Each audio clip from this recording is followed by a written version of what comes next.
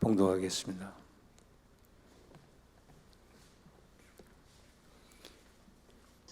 깊도다 하나님의 지혜와 지식의 풍성함이여 그의 판단은 헤아리지 못할 것이며 그의 길은 찾지 못할 것이로다. 누가 죄의 마음을 알았느냐? 누가 그의 모사가 되었느냐? 누가 주께 먼저 드려서 갚으심을 받겠느냐? 이는 만물이 주에게서 나오고 주로 말미암아 주에게로 돌아감이라. 그에게 영광이 세세에 있을지어다. 아멘. 만물이 주께에서 나오고라는 말씀으로 최윤영 목사님 말씀 전해주시겠습니다. 아멘. 여러분, 만물이 주에게서로부터 나오고 믿으십니까? 만물이 주에게서부터 나오고, 이 사실 하나만 여러분 철석같이 믿어도 모든 삶이 달라질 것입니다. 말 그대로 만물이, 눈에 보이는 것이나 눈에 보이지 않는 것이나 말 그대로 만물이 우리 주님에게서부터 나온다. 여러분, 그 사실을 확실히 믿으면 믿을수록 하나님 아버지 앞에 살아가는 모양이 달라지는 것 아니겠습니까? 그런데 우리는 때때로 만물이 주에게서부터 나온다라고 하는 말은 믿으면서도 그 중에 어떤 것, 그 중에 다른 하나는 다른 데서 나올 거다, 다른 데서 나오는 거다, 내가 열심히 해야 나오고 누구한테 잘 보여야 나오고 이 일이 이루어져야만 나오고, 만물은 주에게서부터 나온다 고백하면서 그 강론 하나하나에 들어가면 다 달라진단 말이에요. 그런데 여러분, 하나님께는 하나님의 방법이 따로 있음을 믿습니다. 오늘 우리가 읽은 이 로마서 11장의 말씀에서도 우리 33절 먼저 읽어보실까요? 깊도다 그러죠? 다 같이 시작.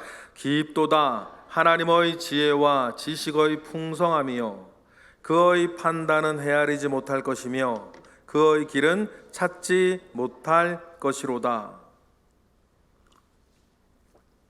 여러분, 그렇습니다. 깊도다, 우리가 찾지 못하고 우리가 헤아리지 못할 무엇이 있다. 하나님의 지혜와 지식의 풍부함이 있습니다.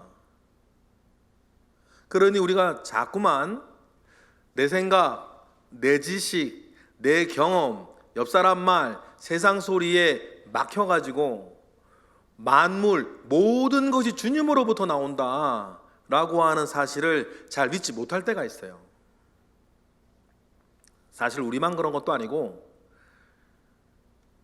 믿음의 조상이라고 우리가 말하고 부르던 많은 사람들이 그랬어요. 야곱도 그랬죠. 만물이 주로부터 나온다 그러면 야곱이 그럼 바보 같은 짓을 계속 하겠습니까? 만물이 주로부터 나온다라는 것을 확실히 믿으면 이삭은 어머니 리브가가 죽은 다음에 그렇게 방랑하며 살았겠어요. 이게 무슨 말인지 모르시면 성경을 더 많이 읽어보세요. 상반기 성경 통독 또 해보세요. 왜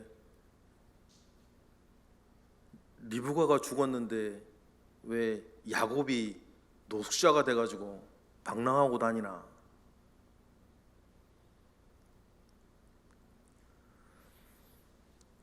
아브라함도 마찬가지.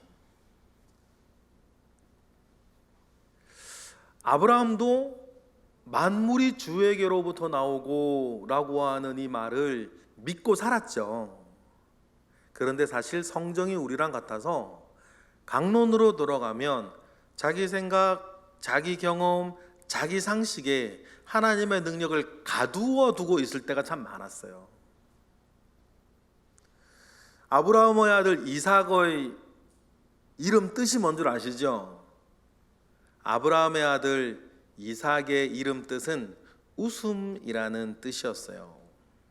근데 여러분, 이 이름이 왜 이삭이 됐는지 우리 한번 좀 찾아보고 싶은데, 먼저는 창세기 17장 19절에 보면 이런 이야기가 나옵니다.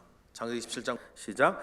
하나님이 또 아브라함에게 이르시되 그런즉 너는 내 언약을 지키고 내 후손도 대대로 지키라. 너희 중 남자는 다 할례를 받으라. 이것이 나와 너희와 너희 후손 사이에 지킬 내 언약이니라. 너희는 포피를 베어라. 이것이 나와 너희 사이에 언약의 표징이 되리라. 그렇게 말씀하세요. 하나님께서 어느 날 아브라함에게 25년 동안 하셨던 말씀을 또 하세요. 땅과 후손에 대한 약속을 하시는 거예요. 그런데 이 창세기 17장에서 이 얘기를 또 하시면서 하나님께서 새로운 이야기 하나를 덧붙이시는데, 이제부터 너의 후손이 태어나면 난지 8일 만에 할례를 해야 된다. 그 이야기를 하시는 거죠. 하나님께서 왜 갑자기 난지 8일 만에 할례를 하라고 이때부터 이야기를 하셨을까? 왜냐하면 그 전에 아브라함이 한 일이 있기 때문이에요. 75세에 하나님의 부름을 받은 아브라함이 땅과 후손에 대한 약속을 받고 길을 떠났습니다. 그죠? 정말 믿음의 길을 떠났어요. 큰 믿음이죠. 그랬는데 지난 24년이 지나면서 자기 나이 이제 99세가 돼 가는데 자식이 없어요. 여러분, 남자 나이 99세, 그때는 MSG도 안 먹고 환경 호르몬도 없어 좀 더 건강했다가 쳐도 남자 나이 95세가 되는 거예요. 99세가 되는 거죠. 그러면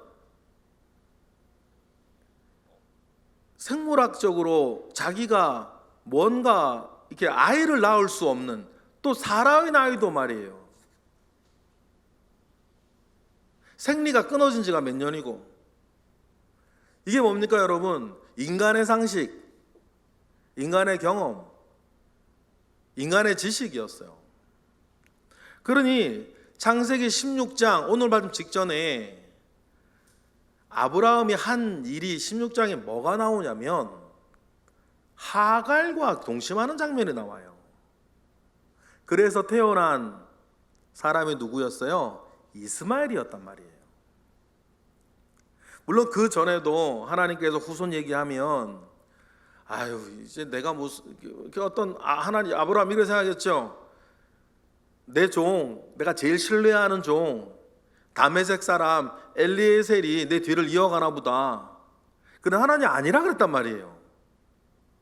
그런데 나이는 점점 들어가고 아이는 생기지 않고, 그래서 아브라함이 내린 결정이 사라의 종 하갈을 첩으로 삼고 임신한 뒤 이스마엘을 태어나게 하는 것이 아브라함이 다 하는 최선이었어요.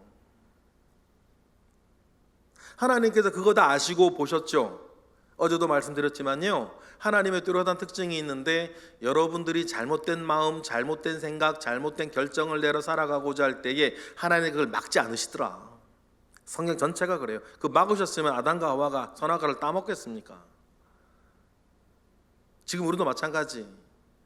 내 마음의 고백과 생각의 고백은 여러분 의지로 하나님 앞에 드려야지, 여러분이 잘못된 생각, 잘못된 마음으로 잘못된 결정을 내릴 때 하나님이 웬만하면 막질 않으세요. 막을 때도 있더라고요. 그래서 경험상. 그런데 거의 99.9% 웬만하면 막질 않으세요. 그 잘못된 결정 속에서 당하는 고통 속에 하나님을 알게 하고 하나님의 뜻을 배우게 하고 그 사람을 설득해가는 하나님의 섭리가 있어요. 어제 나눴던 말씀, 그 말씀이죠. 역시 아브라함도 마찬가지. 하나님이 아니다 하시면 얼마나 좋겠냐마는 잘못된 결정이 내려지고 잘못된 일도 막 걸어가고 있을 때 하나님 내버려 두시는 거예요. 그런데 17장에 넘어와서 하나님께서 그걸 딱 지켜보시다가 한동안의 시간이 흘렀죠. 이제 아브라함의 마음과 중심 모든 것들이 이제 이스마엘에게 쏠렸을는지도 몰라요. 그때 하나님께서 아브라함에게 나타나셔서 다시 한번 내 후손과 땅에 대한 약속을 다시 하시면서 뭐라고 얘기하면 너로부터 나오는 아이에게 난지 8일 만에 할례를 하라고 말씀하시는 거예요. 그러면 하나님께서는 이때 왜 느닷없이 할례에 대한 이야기를 하실까? 왜 그런지에 대해서 오늘 좀 살펴보고 싶어요. 이 이야기를 듣고요, 하나님께서 낮 24년 만에 또 그 얘기를 하시는 얘기를 듣고 아브라함이 이렇게 생각을 합니다. 창세기 17장 우리 17절 읽어볼게요. 시작. 아브라함이 엎드려 웃으며 마음속으로 이르되 100세 된 사람이 어찌 자식을 낳을까? 사라는 90세니 어찌 출산하리요? 하고 어떻게 해요? 속으로 웃어요. 이게 될 일이 아니라는 거죠. 사람의 생각, 사람의 지식, 사람의 경험, 사람의 상식 가운데에서는 안 되는 일이란 말이에요. 하나님께서 아브라함의 그 속마음, 웃으면서 하는 속마음을 모르시겠어요? 그래서 하나님께서 말씀하세요. 18절 시작. 아브라함이 이에 하나님께 아뢰되 이스마엘이나 하나님 앞에 살기를 원하나이다. 아브라함이 하나님께 뭐라 그러세요? 하나님 됐습니다. 이스마엘이나 하나님 앞에 살게 하십시오. 이제 다 정리가 끝난 거예요. 아브라함한테는. 예전에는 담에서 살아 엘리에셀 이야기하더니 그때도 자식이 없었으니까 이제는 하나님 앞에 하는 말, 여러분 이 영적인 무력감 혹 여러분에게 있으면 이 시간 다 뿌리 뽑혀 나아가기를 원합니다.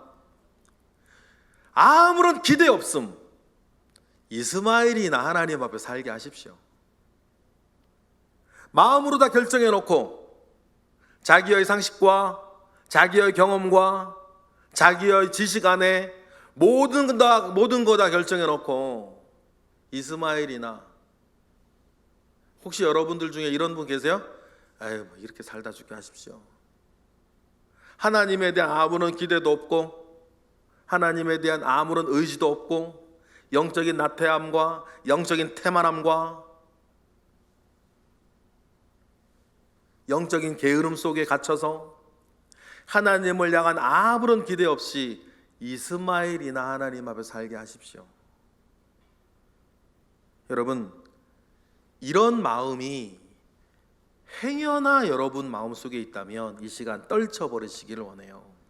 우리 하나님 그런 분 아니시니까. 이렇게 아브라함이 나오니까 19절 읽어볼까요?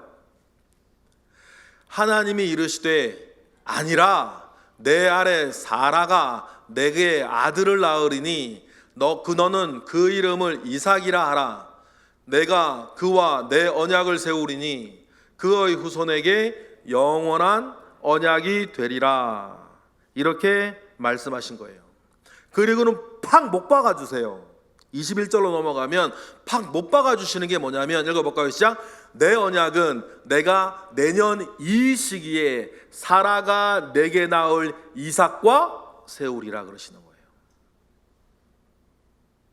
그러면 여러분, 이 이야기를 듣고 내년 이 시기라 그랬어요. 1년 만이란 얘기죠. 아이를 10개월 동안 임신한다고 했다고 하면 2달 사이 어떤 일이 벌어졌을까요? 2달 사이 어떤 일이 벌어졌을까요? 이삭은 성령이 잉태시켰었을까? 오늘 19금 얘기 좀 해보면 이삭은 마리아 예수님 나게 하듯, 마리아 예수님 태어나듯 성령이 그렇게 됐을까요? 이 이야기라고 2달 사이에 아브라함의 몸에 이상한 일이 벌어지는 거예요. 어느 날 갑자기 발기부전이 치료가 돼. 이 2달 사이에 어느 날 갑자기요, 사라한테 생리대가 필요한 거예요. 여러분, 사라가 90세, 아브라함이 99세. 하나님 하실 수 있습니까? 여러분, 이거는 사람의 상식이나 사람의 지식이나 사람의 경험상 안 되는 일이란 말이래요. 이건 안 되는 일이지. 그런데 이 예언을 듣고 바론지 시간이 좀 지나선지 이 2달 사이에 부부 생활이 가능한 몸으로 이 사람들이 바뀌어가요. 그리고 여러분 잘 아시지 않습니까? 그럼 어떡하겠어요? 이 부부 생활이 되네? 마음도 생기고 몸도 생기고. 그래서 여러분 잘 아시다시피 누가 태어나요? 이삭이 태어나요. 이름 뜻이 뭐라고요? 웃음 아닙니까? 좋은 웃음이 아니죠? 이게 기쁨의 웃음이 아니에요. 이삭이 태어난 뒤에는 정말 기쁨의 웃음이었겠지. 그런데 하나님이 그 이름을 뭐라고 하라? 이삭이라고 하라고 했을 때, 그 맨 처음 하나님 말씀하셨을 때 이거 네가 웃어? 하나님 마음 이거 아니에요. 하나님 후손 이야기하니까 아브라함이 속으로 웃었다 그랬죠. 네가 웃어? 그래, 이름은 이삭이라고 해라. 그리고 이삭의 이름을 부를 때마다 네가 믿지 못하고 웃었던 그때를 기억해라. 그리고는 그 얘기를 하시려고 하나님께서 난지 8일 만에 모든 아이들이 태어나면서 할례하라 그랬어요. 그럼 여러분, 할례 의미가 뭐였을까? 맨 처음에 할례가 뭐 하는 거예요? 남성 생식의 표피를 잘라내는 거예요. 그걸 왜 잘라내? 뭐가 좀 맞아지세요? 하나님께는 하나님의 방법이 있다는 뜻이에요. 할례의 최초의 의미는요, 이스라엘 사람들이 이걸 나중에 받아들여서 이것이 선민의 표식이요 이렇게 자기들이 막 해석에 붙여 나가는데, 원래 할례의 첫 번째 출발할 때의 의미는 아들을 잉태할 때에, 자식을 생산할 때에 아브라함이 자꾸만 다메섹 사람 엘리에셀 이야기하고, 아무래도 제가 조금이라도 더 늙기 전에 빨리 자식 잉태해야겠다라고 자기의 무슨 방법, 인간적인 방법을 자꾸 동원하는 거예요. 그래서 엘리에셀 이야기도 하고 하갈 데려오고. 그런데 하나님께서는 나는 그것을 원하지 아니하고 그걸 말하는 것이 아니라 그런단 말이에요. 그러면 후손을 생산할 때 이 일에 대해서도 하나님께는 하나님의 방법이 있으니 그것을 꼭 기억을 하고 앞으로 난지 8일 만에 계속 대대로 뭐해라? 할례해라. 남성의 생식기 잘라내라. 하나님 마음 다 잘라내고 싶었을 텐데 내시처럼 그러면 안 되니까 하나님께는 하나님의 방법이 있다는 것을 기억하라. 뭐에 대해서도, 후손에 대해서도. 그래서 할례가 시작한 거였어요. 그러면 여러분, 우리도 기억하십시다. 새해를 시작하면서 꼭 여러분, 우리가 잊지 말아야 하는 것은 하나님께는 하나님의 방법이 있다. 믿으십니까? 다시 한번 따라해 보실래요? 하나님께는 하나님의 방법이 있다. 믿으세요. 하나님께는 하나님의 방법이 있다는 것을 믿을 때에 아멘할 수 있는 거예요. 만물이 주에게로부터 나오고, 만물이 하나님의 방법 안에서 만물이 주에게로부터 나오는 것 아닙니까? 그런데 오늘 본문 첫 절처럼 우리가 그걸 헤아리지를 못해요. 그러죠? 여러분, 우리가 헤아릴 수가 없어요.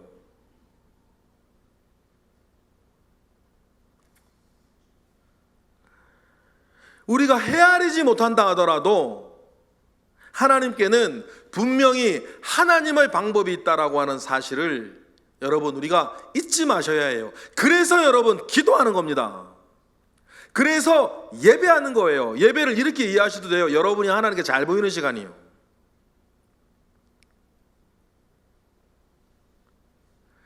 의미가 다르지 않습니다. 예배는 여러분들이 하나님께 잘 보이는 시간이에요. 그러니 여러분, 누군가의 약속을 할 때에도 정말 중요한 약속이면 미리 나가 앉아 있죠? 늦게 가지 않습니다. 며칠 전부터 준비해야겠죠? 정말 내가 잘 보여야 되는 어떤 자리에 여러분들이 간다면 미용실도 다녀올 줄 몰라요. 상견례 할 때 그렇게 하시나요? 뭐 옷 멋지게 사든지 아니면 뭐 드라이라도 맡겨서, 화장은 또, 왜냐하면 그게 상견례 자리든 면접 자리든 어떤 계약 자리든 그럴 때 내가 뭔가 잘 보여야 되면 준비를 한단 말이에요. 막 하질 않아요.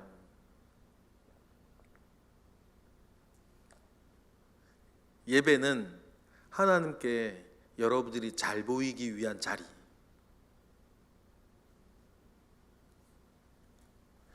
그러니 여러분, 하나님께는 하나님의 방법이 있다는 사실을 아시고 그 믿음의 걸음 가운데 나아가시기를 바랍니다. 여러분, 우리가 이번 특세에 아브라함의 족보에 대한, 초기 족보에 대한 이야기, 등장한 사람들에 대한 이야기를 하고 있어요. 아브라함 얘기하고 있고요, 이삭 얘기도 하고 있어요. 야곱 얘기 어제 했습니다. 오늘 요셉 얘기를 또 좀 하고 싶은데, 아브라함의 믿음을 생각하면 특징 하나 이거였어요. 내가 우리 작은 일들 속에 자기의 인간적인 방법들을 추구하지만 아브라함이 가나안을 떠나지 않는단 말이에요. 그래도 데라처럼 멈추질 않아요. 아브라함이 잘한 게 그거예요. 마음이 여러 가지. 여러분, 그러면 아까 얘기했던 그런 일들 속에 하갈 데려오고 이스마엘 얘기 나오고 할 때 아브라함은 뭐 이렇게 마음속에 뭐 망한 거 뭐 편했을까요? 좋았을까요? 기뻤을까요? 그러진 않았을 거예요. 아브라함도 그 걸음을 도는 과정 가운데에 여러분들과 똑같아요. 수많은 생각들이 났을 거 아닙니까? 내가 잘못 왔나? 이거 왜 이러지? 땅 이야기도 말이에요. 아브라함 때만, 아브라함 이 땅 다 준다 그랬는데 결국 아브라함이 죽을 때까지 얻은 땅이라군요, 막벨라 골 하나밖에 없습니다. 막벨라 골 하나밖에 없어요. 그러면 하나님은 아니 이 땅 다 준다 그랬는데 내 죽을 때까지 막벨라 골 하나 주시면, 그 돈 주고 산 거 자기가 그 바가지 써가지고, 자식이라고는 민족 얘기하시더니 정말 유약하게 짝이 없는 이삭 하나. 그러면 이 돌아다니면서 아브라함이 무슨 생각을 했을까? 여러분들하고 똑같이 생각했을 거예요. 때로는 화도 나고 때로는 속았다 싶기도 하고, 이게 도대체 뭐지? 갈팡질팡하기도 하고 뭐 그랬겠죠. 그런데 아브라함이 정말 잘한 것 하나 있어요. 그런데도 안 떠나요. 그게 믿음인 거예요. 그런데도 안 떠나는 거예요. 저는 우리 교회 50년패 받으시는 분들이요, 이러네 저러네 막 말 많이 했었겠죠. 그래, 그분들 제일 잘한 게 뭔 줄 아세요? 그래도 안 떠난 거예요. 그래도 안 떠난 거죠.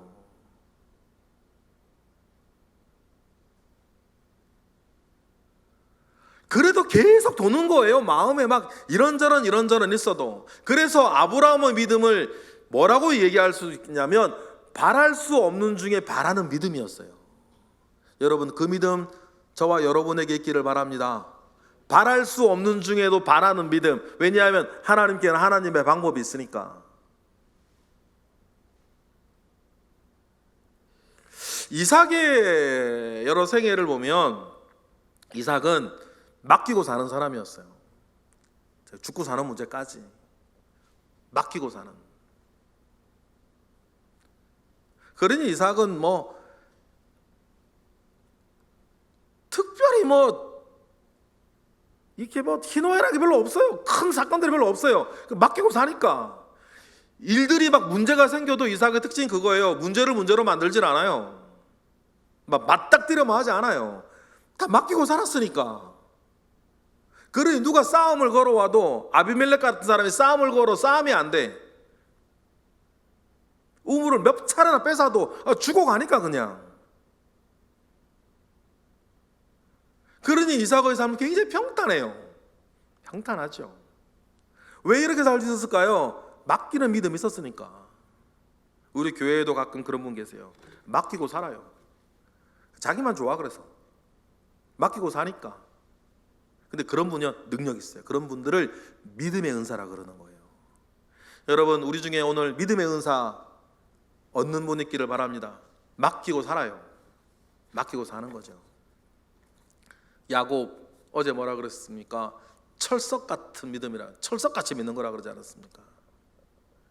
심지어는 막 자기 죄 때문에 어그러지고 자기 욕심 때문에 막 고통이 찾아와도 그런 철석같이 믿는 이 믿음, 여러분, 이 철석같이 믿는 믿음 여러분에게 있었으면 좋겠습니다.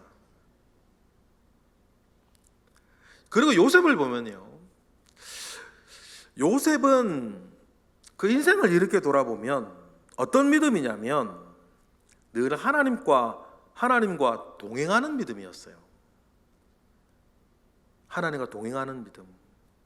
그리고 오늘 우리가 지금 나누었던 말씀 속에 생각을 해봐요. 요셉이 왜 하나님과 동행하는 믿음을 가지고 살 수 있었을까? 왜냐하면 이라고 설명은 성경에 안 나오는데, 그러다 보니까 요셉의 일생을 이렇게 조망하면서 생각을 해봐야 돼요.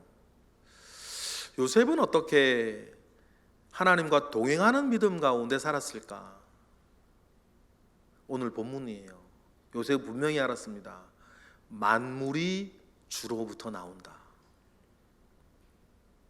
만물이 주로부터 나온다라고 하는 믿음 요셉에게 있었습니다. 요셉의 특징이 있어요.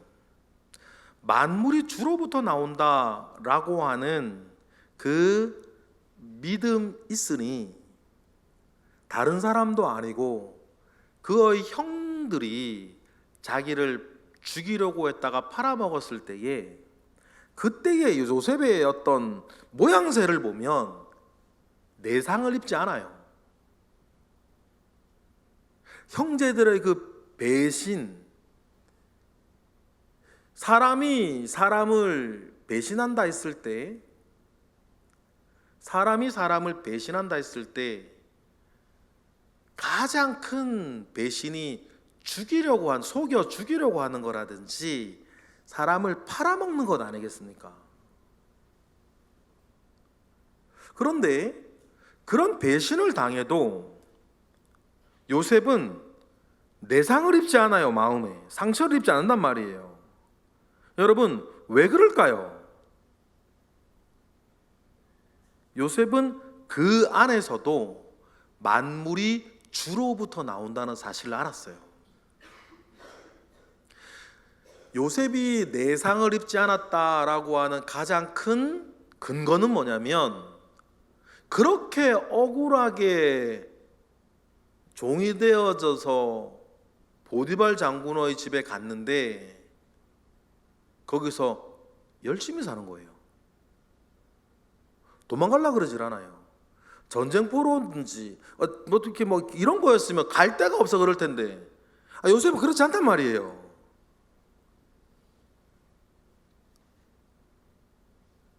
거기서 억울해하거나 원망하거나 보디발 장군의 집에서 도망가려고 하질 않아요.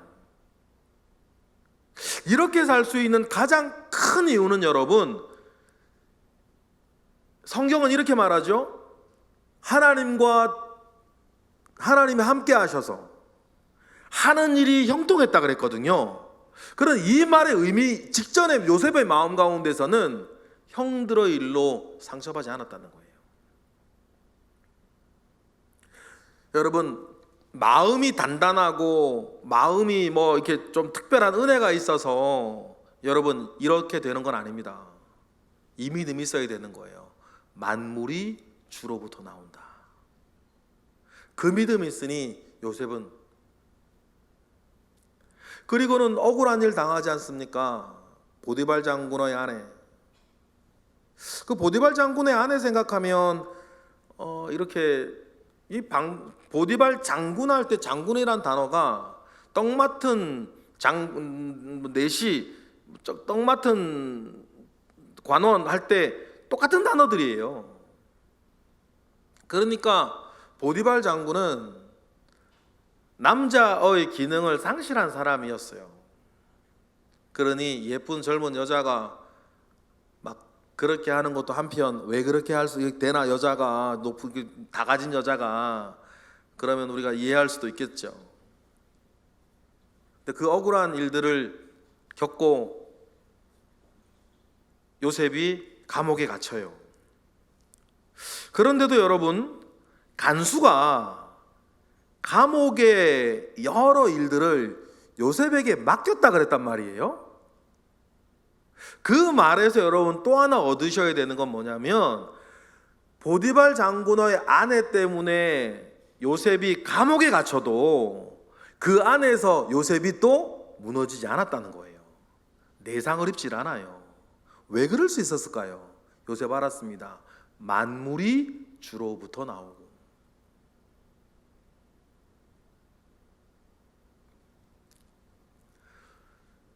술 맡은 관원장이 꿈을 꾸고 여차저차해서 살아납니다. 복귀하죠. 복직됩니다. 요셉이 신신당부합니다. 그때 나를 기억하소서. 그런데요, 기가 막히죠? 까먹어. 술 맡은 관원이 까먹어요. 그리고는 몇 년이 더 있었는지는 모르겠어요. 그래서 술 맡은 관원이 까먹어가지고 한 2, 3년 더 있었던 것 같아요. 그러면 여러분, 화날 만하죠. 원한 가실 만하죠. 그런데요, 그래도 요셉이 흔들리질 않아요. 나중에 총리가 되어서도요, 요셉이 복수를 하질 않습니다. 보디발 장군의 아내나 술 맡은 관원장한테 요셉이 복수했다는 얘기가 없어요. 내상을 입지 않았다. 그러면 여러분, 요셉은 이런 일들에 상처받지 않았는데, 그 이유는 지금 몇 번이나 계속 말씀드리고 있어요. 요셉 분명히 믿고 분명히 알았습니다. 만물은 누구로부터? 주로부터 나온다. 그래서 나중에 야곱이 죽은 직후에 애굽의 총리는 요셉이 되지 않습니까? 말 그대로 만물은 주로부터. 그렇죠? 만물은 주로부터. 그래서 요셉이 애굽의 총리가 됩니다. 그리고 정말 총리가 되어서도 멋지게 자기 일을 해내요. 포로로 잡혀가고 팔려가서 이방 가서 총리가 된 두 사람이 이스라엘 민족에게 있지요. 성경에 다니엘하고 요셉인데, 저는 두 사람에 굳이 한 사람을 더 쳐준다 그래 요셉을 더 쳐줘요. 저는. 왜냐하면 요셉에게는 정적조차 없었어요. 다니엘에게는 정말 정적들이 많았죠. 그런데요, 요셉에게는요, 정적도 없었어요. 그래서 굳이 두 사람 중에 한 사람을 더 쳐준다 그러면 저는 요셉을 더 쳐주거든요, 개인적으로.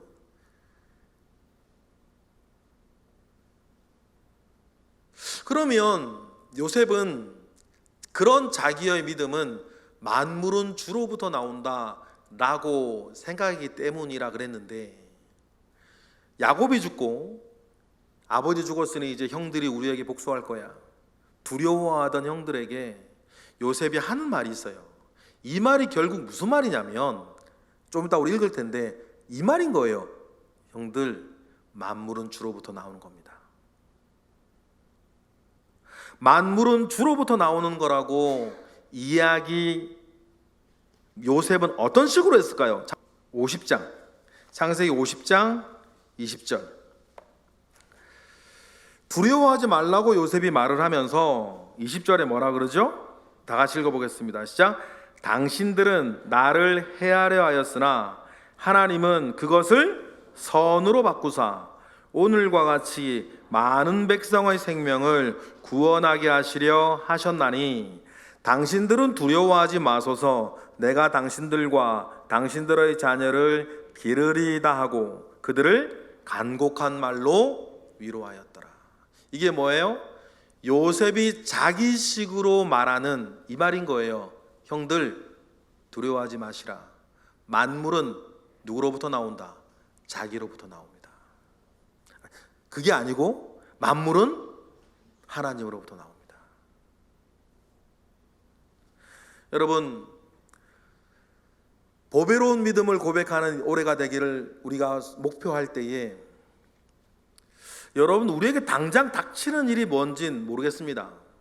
우리는 한 치 앞도 알지 못하고 살아가니까. 그러나 꼭 기억하십시다. 만물은 주로부터 나온다. 만물은 주로부터 나온다. 만물은 주로부터 나온다는 믿음 가운데 있을 때 여러분, 우리는 어떠한 일들 속에서도 주님과 동행하며 살 수 있습니다.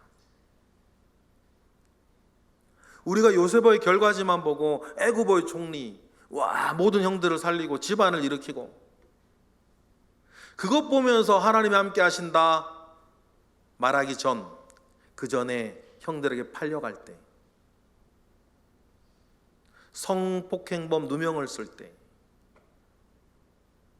그런 어려운 순간순간에서도 여러분 보배로운 믿음을 고백하시기 바랍니다. 만물은 주로부터 나온다. 이런 걸 두고 여러분 믿음을 고백한다는 것입니다. 만물이 주로부터 나온다라고 하는 사실을 아는 사람은 다음에 더 있지만 쭉 추려봤습니다. 4가지 특징이 있다. 첫 번째, 하나님께 맡길 수 있다. 이렇게 되든 저렇게 되든 여러분 하나님께 맡길 수 있습니다. 베드로전서 5장 6, 7절 읽어볼까요? 시작. 그러므로 하나님의 능하신 손 아래에서 뭐하라? 겸손하라. 때가 되면 너희를 높이시리라. 너희 염려를 다 주께 맡기라. 이는 그가 너희를 돌보심이라. 믿으십니까? 다시 한번 읽어볼게요. 믿음을 가지고 읽어보세요. 시작. 그러므로 하나님의 능하신 손 아래에서 겸손하라. 때가 되면 너희를 높이시리라. 너희 염려를 다 주께 맡기라. 이는 그가 너를 돌보심이라. 여러분, 이 믿음, 이 말씀 가지고 사시길 바랍니다. 만물이 주로부터 나온다는 사실을 아는 사람은 첫 번째, 이렇게 맡기고 겸손할 수 있다. 두 번째, 만물이 주로부터 나온다는 사실을 알면 요셉처럼 두 번째, 복수하지 않는 거예요. 여러분, 복수하지 마세요. 표정으로도 하지 마십시오. 눈빛으로도 하지 마세요. 인사 안 받는 걸로 복수하지 마세요. 여러분, 그 유치하게 뭐 하는 짓이에요 그게. 7살짜리도 아니고 말이야. 말로 복수하지 마세요. 여러분들 주먹으로 복수하는 사람은 없겠지. 설마. 침묵으로 복수하지 마세요. 안 도와주는 것으로 복수하지 마세요. 남들 2개 줄 때 하나 주는 것으로 복수하지 마세요. 유치하니까. 만물이 주로부터 나온다는 사실을 아는 사람은 요셉도 그랬죠. 복수를 하지 않아요. 복수도 누구로부터 나온다? 하나님으로부터 나온다.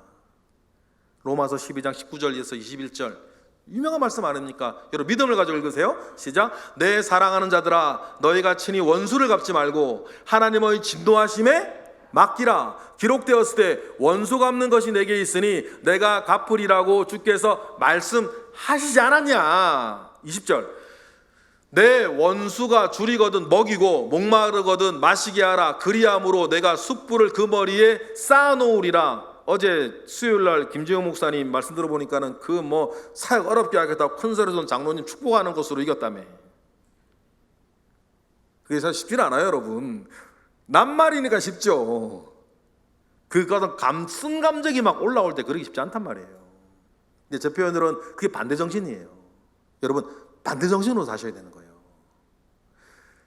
어떤 때는요, 여러분 마음하고 꼭 반대로만 하세요. 그러면 선하게 돼요. 반대 정신. 여러분, 여러분의 생각과 여러분의 마음과 반대로 하세요. 이게 무슨 말인지 잘 알아두셔야 돼요. 계속 읽어볼까요? 시작. 이게 뭐라고요? 악에게 지지 말고 선으로 악을 이기는 방법이에요. 22절, 21절까지. 그러니까 만물이 주로부터 나온다는 것을 아는 사람은 일단 특징이 뭐다? 복수를 하지 않아요.